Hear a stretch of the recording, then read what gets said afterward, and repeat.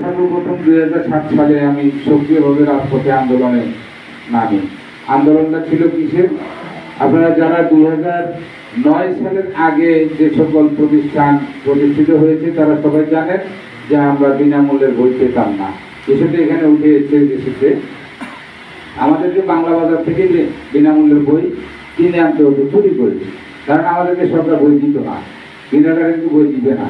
2007 সাল থেকে 2008 সাল 2009 সাল পর্যন্ত আমরা আন্দোলন করি। আন্দোলনের প্রেক্ষিতে 2009 সাল থেকে আমরা সরকারি বিনামূল্যের বই প্রাপ্ত হই।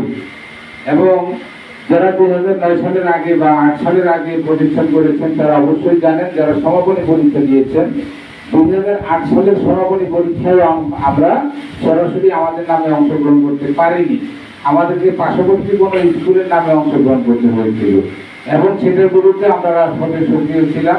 আন্দোলনের এক পর্যায়ে আমাদেরকে সরকার সেই দাবি মেনে নিতে বাধ্য হয়েছে এবং 2009 সাল থেকে আমরা আমাদের এই প্রতিষ্ঠানের নামে সমাপনী পরীক্ষা দেওয়ার সুযোগ পেয়েছি। তো যখনই জাতীয় পর্যায়ে সরকার কোনো না কোনো দিক থেকে আমাদের উপরে বৈষম্য চাপিয়ে দেওয়ার চেষ্টা করেছে, তখনই আমরা রাজপথে নেমেছি এবং আন্দোলনে সক্রিয় ভূমিকা পালন করে আমরা আমাদের দাবি